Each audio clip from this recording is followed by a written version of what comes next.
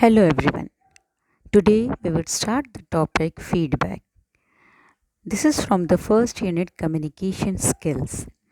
Feedback is an important part of communication. It ensures successful delivery of the message. It is very important in effective communication. It ensures two-way communication because as you can see from the figure, sender sends the message, receiver receives the message and in turn sends the feedback. So, in a two-way communication, feedback is very important. The sender knows that the message has been delivered with the same intent and context through the feedback only. Before we go into the details of the feedback, we should know what is communication. Communication is the imparting or interchanging of thoughts, opinions, or information among people by speech, writing, or signs. The elements of communication are these elements we studied in the last class also, so we would have quick review of these. The first element of communication is sender or the messenger. Sender or messenger is the person who sends the message. Message or information is the main content that is to be sent. Third element is encoding. Encoding means structuring the message. It may be in form of group of words, pictures or some other way. Communication channel is the medium through which we are sending the message. The fifth element is decoding. Decoding is done by the receiver of the message. It means understanding the meaning of the message. The sixth element of communication is feedback. It ensures the message is successfully conveyed. So, through the feedback, the sender would know that his message is received by the receiver in the same content. It is not understood other way. These figures would help you to understand the concept of feedback easily.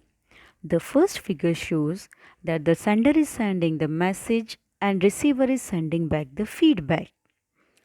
Second diagram is a flow chart which shows that sender sends the message through a channel, the receiver receives the message and sends back the feedback. These feedback can be sent by the receiver to the sender in various forms. For example, when we are talking in a group, for example, you talk with your friends, then these feedback are generally given by in form of a smile, a nod, etc. In case of written communication, the feedback may be given in form of acknowledgement letter, thank you note, etc. When addressing a community or a group, the feedback can be given with the applauses or the clapping. So all these are various forms of feedback. But in all these cases, the role of feedback is to make effective and successful communication. The sender would know his message is received by the receiver with the help of feedback only. Now, we should understand some of the characteristics of feedback. These are the feedback characteristics of the feedback. The first characteristic is intention. The intention of the feedback should be similar with the message. Even if the message is not received by the receiver properly, it should be reported by the receiver to the sender. So this is the intention is the first characteristic of feedback. Second characteristic is specific.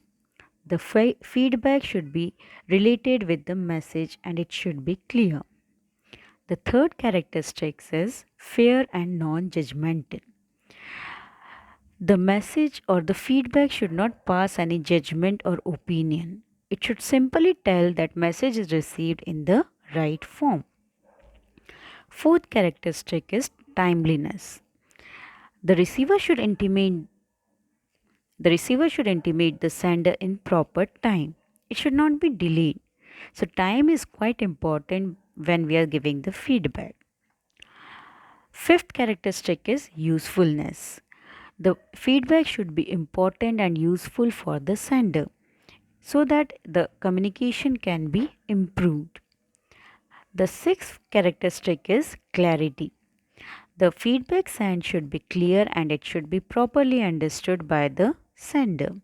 So these are the characteristics of feedback. Now, we should go to the next topic, that is types of feedback. Now, when we are sending the feedback, these feedback may be in different forms. We can classify these feedback in different categories. The first category is formal and informal feedback. Formal feedback means these feedback follows a preset format or structure.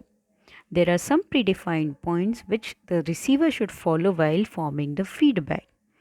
The receiver frames the feedback and it's sent to sender. So it may take time to construct and these feedbacks are not instant. On the other hand, informal feedback are spontaneous and instant because they don't follow any structure or format.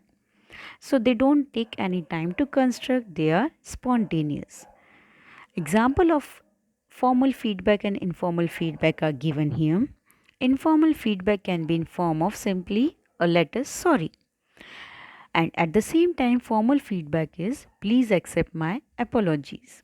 This is the simplest example. There are some more examples that we would see.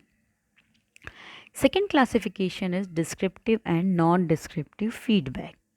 From the name also it is clear, descriptive means with details.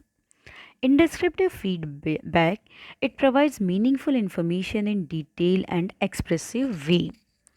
It contains descriptive analysis and suggestions also. And non-descriptive feedback, it is not detailed. It provides meaningful information but only in short. There is no descriptive analysis or suggestion. Example is given here. For example, non-descriptive feedback can be in your article conclusion needs rework. It is short in which we are saying only a conclusion needs some rework. At the same time, for the same conclusion, the descriptive feedback can be in your article, conclusion did not reiterate your observation and did not support the evidences your article talks about. You need to rewrite the conclusion part keeping these things in mind. So you can see both are pointing to the same conclusion point. In non-descriptive feedback, we are simply saying you need to rework on the conclusion. But in descriptive feedback, we are telling him all the suggestions. We are giving the details, what they need to improve. So through these example, I hope you understood the difference between descriptive and non-descriptive feedback. The third classification is specific and non-specific feedback. Specific feedback talks about a thing or point particularly without talking about any general overview. Means specific feedback means we are pointing to a particular thing rather than going in the overall overview. On the same time, non-specific feedback talks about entire thing giving a general overview. It does not point to a particular thing. Non-specific feedback means we are not specific to a point. To understand it better, first let's see the examples. Non-specific feedback is I like your story, it's good. So here we are giving an overall view to the story that I like your story, it's good.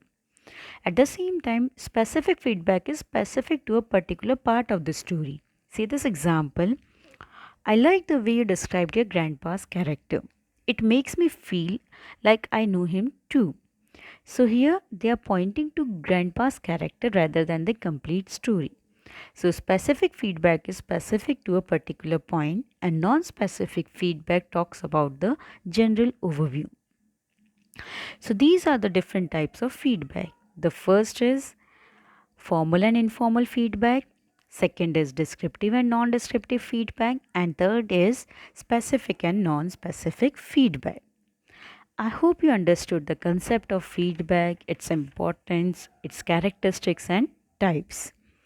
Now, I am going to provide the PDF for this which would have some short description of all these points.